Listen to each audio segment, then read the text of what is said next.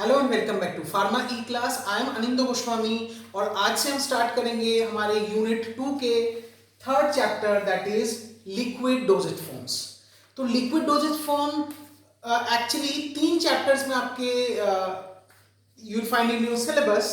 In the first chapter, that is the basis about liquid dosage form, that is given in unit 2, and chapter 3rd, that is the last chapter of unit 2. So this is generalized introduction and basic formulation considerations about liquid dosage form. उसके बाद unit third में first chapter is monophasic liquid dosage form. उसके बाद there are 2 chapters consequently with biphasic liquid dosage form, that is suspensions and emulsions. तो liquid dosage form एक बहुत important system of formulations है, because maximum जो formulations हम लोग को market में मिलती हैं कि internal कि external कि parenteral कि ophthalmic कि different types of solutions जो है all are belonging to this category, that is liquid dosage form. And liquid dosage form को प्रिपेयर करना, लिक्विड डोजेज फॉर्म को स्टेबलाइज करना, लिक्विड डोजेज फॉर्म को सक्सेसफुली मैन्युफैक्चर करके उसको to treat a particular patient, it needs suitable formulation considerations. So all we have to study in these consecutive chapters. So today we'll starting with the basis of liquid dosage forms. इस chapter में हमको पढ़ना है liquid dosage forms, advantages and disadvantages, then excipients used in the formulation of liquid dosage forms and different solubility enhancement techniques. इसके बाद जो आपका unit 3 है उसमें will study monophasic liquid dosage form. इसमें डिफरेंट टाइप्स ऑफ जो preparation जो आप जानते हो लिक्विड डोजेज फॉर्म के बारे में, लाइक उनके definition, preparation of gargles, mouth washes, throat paints, ear drops, nasal drops, enemas, syrups, elixirs, liniments and lotions. उसके बाद यूनिट 3 में हम लोग पढ़ेंगे about biphasic liquid dosage form, that is suspensions, जिनके डेफिनेशन एंड एडवांटेज डिसएडवांटेज, उसके बाद method of preparation, उनके classification, everything. And the last chapter of liquid dosage form will be emulsion. इसमें भी अगेन विल स्टडी उसका details में सब हमको पढ़ना है. तो will start with the basics of monophasic, basis of liquid dosage form.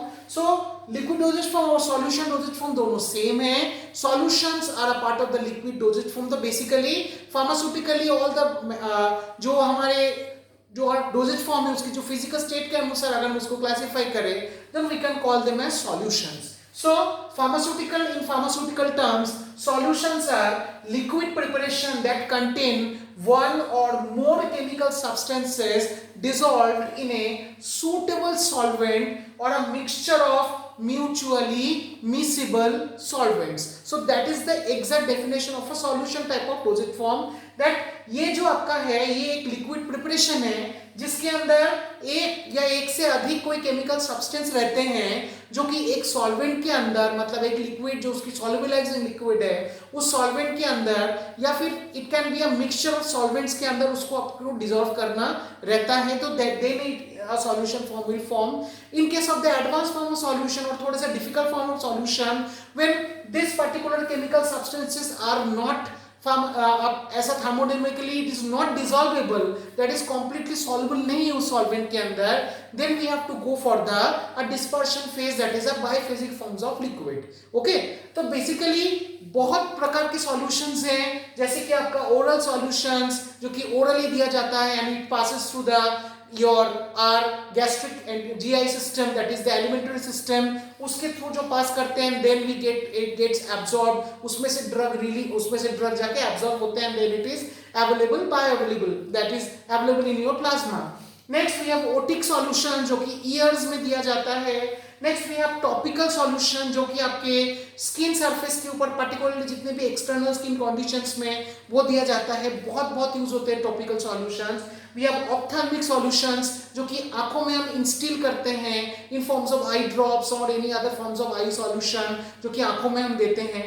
इसके अलावा different types of solution topically या फिर बॉडी कैविटीज में भी हम देते हैं फॉर डिफरेंट पर्पसेस. तो सॉल्यूशंस के इस्तेमाल एंड सॉल्यूशन के फॉर्मुलेशन एंड सॉल्यूशंस के मार्केट में availability is huge.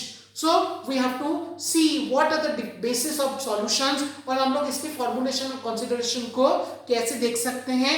And unlikely it is quite a difficult dosage form in compare to its formulation and stabilisation. Still it is flooded in the market and still maximum cases में particularly आपके old age patients का या geriatric patients का या फिर आपके child का जो फॉर्म में मेडिसिन मार्केट में फ्लडेड है, अवेलेबल है, that is liquid dosage form. So definitely has some advantages and obviously some disadvantage too. सबसे पहले हम advantages पे आते हैं.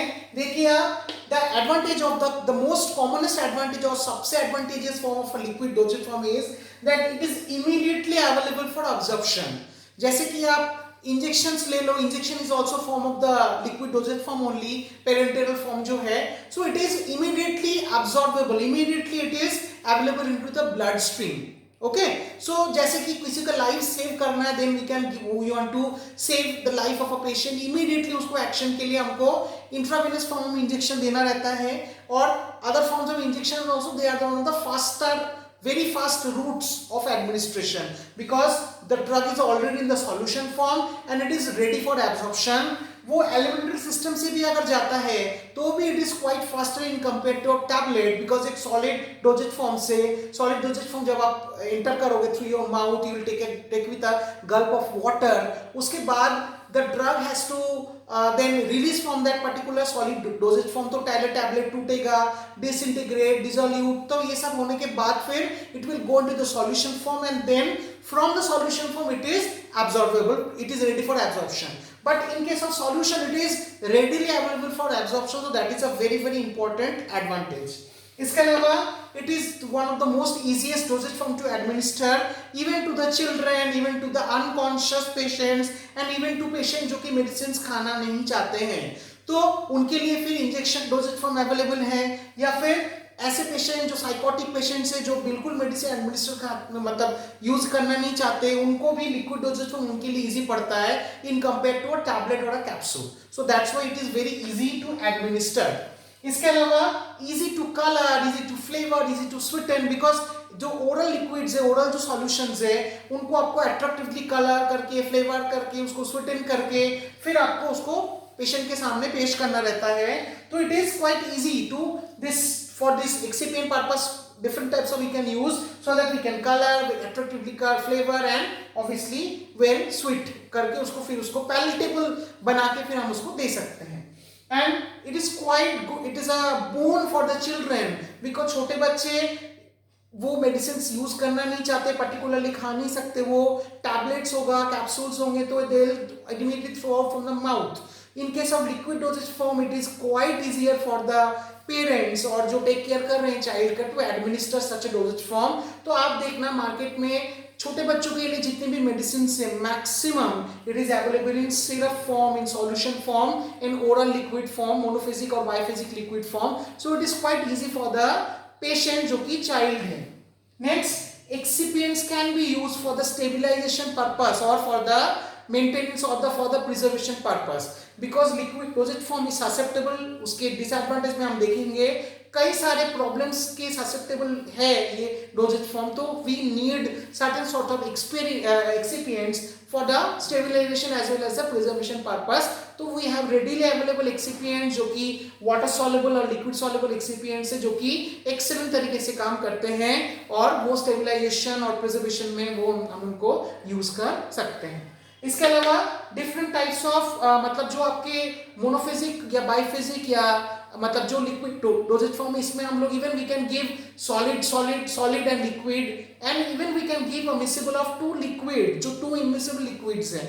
तो ये सॉलिड में it is not possible. So that's why it is quite advantages to design the dosage form as a liquid form of dosage. Yes, कोई एडवांटेज बिना डिसएडवांटेज के आता नहीं है.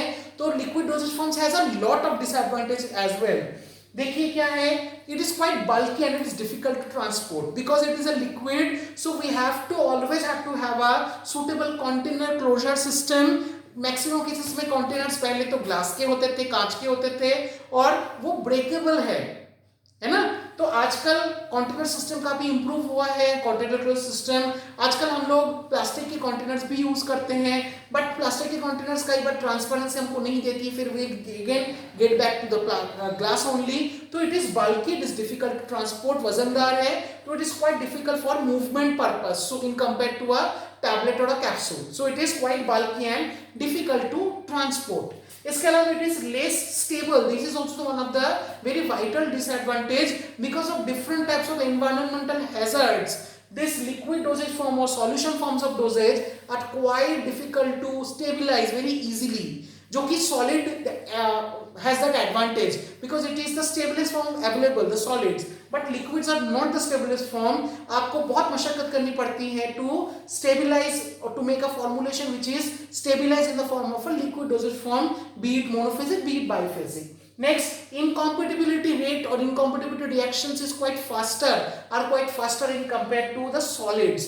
मतलब जो आप incompatibility जब आप चैप्टर में पढ़ोगे तब आप देखोगे और इसके बेसिस भी हम जानते हैं कि मतलब ऐसे कुछ unwanted जो reactions है which it can initiate easily if the dosage form is a liquid, whereas this problem is nullified if the dosage form is a solid. So that is a problem.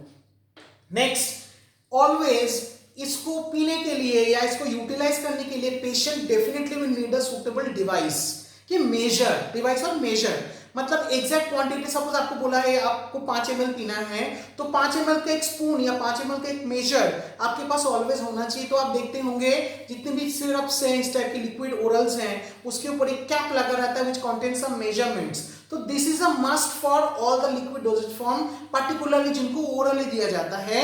और solid में ये चीज जरूरत है ही नहीं because solid में maximum tablet capsules या powders they are for single use या फिर उनको बल्क वॉल्यूम उनका बहुत ज्यादा डिफिकल्ट नहीं है to measure. But these liquids are quite difficult to measure and you will always need a measure or a spoon attached to the container. Next, yes, solutions are ideal base for microorganisms. तो जहां पे भी water है जहां पे भी moisture है water के अंदर there are dissolve salts and उसके अंदर हम बहुत सारे और भी इंग्रेडिएंट्स ऐड करते हैं स्वीटनिंग इंग्रेडिएंट्स और भी चीजें हैं जो कि माइक्रो ऑर्गेनिजम्स के लिए आइडियल एक ब्रॉथ बन सकता है अगर आपने प्रॉपर्ली उसको प्रिजर्वेटिव्स नहीं यूज किए, एंटी माइक्रोबियल प्रिजर्वेटिव्स आपने नहीं यूज किया. सो फिर दैट प्रॉब्लम परसिस्ट कंटिन्यूअसली, उससे हमको लड़ना रहता है. तो we have to use different types of excipient to stabilize a stock solution particularly in terms of antimicrobial preservatives. इसके अलावा yes which I already discussed breakage of containers is a problem. So अगर हम during transportation या during use liquid dosage form क्योंकि आपको containers में ही मिलेंगे तो अगर हाथ से आपके गिर जाते हैं ब्रेक होते हैं स्पिलेज होता है तो it is a loss. तो entire if the bottle breaks then entire volume of the liquid is lost. ऐसा नहीं कि एक टैबलेट गिर गया तो in the strip you have a second tablet और second capsule, isn't it? But if you have broken the bottle the entire dosage form is lost. So that is a particular disadvantage. Nevertheless इतने सारे disadvantages के बाद भी advantages को लेके हमको आगे बढ़ना है. We have to design different types of monophasic and biphasic liquid dosage forms. Now let us come to the different excipients जो कि लिक्विड डोजेज फॉर्म को प्रिपरेशन के लिए स्टेबलाइज कराने के लिए मैन्युफैक्चर करने के लिए हम रूटीनली हमको यूज करना ही पड़ता है ना. देखिए वन बाय वन हम स्टार्ट करते हैं according to the use according to the need और जरूरत के हिसाब से and their use also. Vehicles, solvents and co-solvents, preservatives, antioxidants और stabilizers, solubilizers, saturating agents, emulsifying agent, colors, flavors, sweeteners. तो इंडिविजुअली इनकी यूज हम डिटेल्स में डिस्कस करेंगे in the next classes. But these are the excipients और these are the additive जो कि आपको रूटीनली यूज करना ही पड़ता है into a be it a monophasic be it a biphasic. जैसे कि व्हीकल्स जो है दे आर द वाहक, वो कैरी कर रहे हैं जितने भी आपका ड्रग है. तो जो भी सॉल्युबलाइजिंग जो सॉल्वेंट्स है they are all the vehicles. So sometimes maximum cases में अगर आप वाटर यूज कर रहे हो मतलब अगर आप मोनोफिजिक ओरल लिक्विड यूज कर रहे हो तो फिर वाटर इज योर व्हीकल. तो वाटर के अंदर आपको सारे जो आपके और भी केमिकल्स हैं उनको आपको डिसॉल्व करना है. सिमिलरली सॉल्वेंट्स एंड को-सॉल्वेंट्स कई बार वाटर के साथ और भी बहुत सारे को-सॉल्वेंट्स यूज करते हैं जो कि वाटर के साथ मिसिबल है, जो कि जिसके अंदर की केमिकल सब्सटेंस को हम मिलाते हैं तो they will form the solvent part, they will do the act as a solvent. और उसकी हेल्पिंग सॉल्वेंट को मतलब हेल्प को सॉल्वेंट्स बहुत से ऐसे यूज करना पड़ता है जैसे कि वाटर अल्कोहल, वाटर ग्लिसरीन, इस टाइप के जो है दे आर को सॉल्वेंट्स. तो उनकी भी यूटिलाइजेशन डेफिनेटली है. इसके अलावा बहुत सारे प्रिजर्वेटिव्स की जरूरत पड़ती है but that too in a permitted quantity. Why? Because if these antimicrobial preservatives are fatal for the microbial organism, it can be fatal for us also, for our because we are also living forms, isn't it? तो preservatives की हमेशा परिमित मात्रा में, बहुत ही specified percentage में उसको use करना रहता है, तो it is also another important additive और एक्सिपिएंट जो कि हम यूज करते हैं. नेक्स्ट आपका एंटीऑक्सीडेंट्स या फिर stabilisers. Stabilisers actually that is a broader term. Antioxidant is one part of the stabiliser. आप जानते ही हैं antioxidants are used to prevent oxidation, because oxidation is a common problem in case of water और liquid dosage form. तो उसको रोकने के लिए हमको स्टेबिलाइजर्स के रूप में बहुत सारे और भी केमिकल स्टेबिलाइजर्स हैं या एंटीऑक्सीडेंट्स हमको देना ही पड़ता है. इसके अलावा डिफरेंट टाइप्स ऑफ सॉल्युबलाइजर्स, ताकि आपका सॉल्युबलाइजेशन जो है वो बढ़े, ताकि वो एक डोजेज फॉर्म जो है वो उसका अपीयरेंस प्रॉपर्ली हो, एकदम से प्रेसिपिटेट ना हो जाए चीजें. तो we can use different types of solubilizers also, because तरह तरह की केमिकल से कोई जरूरी नहीं सारे के सारे chemicals will be soluble readily into your solvent और योर व्हीकल. सो उसके लिए हमको सॉल्युबलाइजर्स यूज करना पड़ता है. नेक्स्ट सस्पेंडिंग एजेंट, नाम से समझ में आ रहा है, it is very vital excipient for the preparation of suspensions. Next, emulsifying agent, again a third ingredient other than the two liquids जो कि immiscible है आपस में, लेकिन फिर भी हम उनको कोशिश करेंगे कि उसको मतलब एक प्रॉपर डोजेज फॉर्म बनाने के लिए with the help of the emulsifying agent, which is very very important. ये दोनों ही बाइफेजिक में हमको यूज करना है. Next, to make it palatable, make it attractive, उसके अपीयरेंस को बढ़ाने के लिए ये लास्ट के 3 इंग्रेडिएंट्स और लास्ट के 3 excipients readily being used, because particularly आप छोटे बच्चों के अगर सिरप्स देखेंगे तो it is very attractively coloured, very well flavoured and obviously it has to be sweetened. So colours, flavors and sweetens. So this is the basic introduction part about the liquid. In the next classes we will start with these additives in the functionality or how they are helping in the formulation considerations of the liquid dosage forms. Thank you.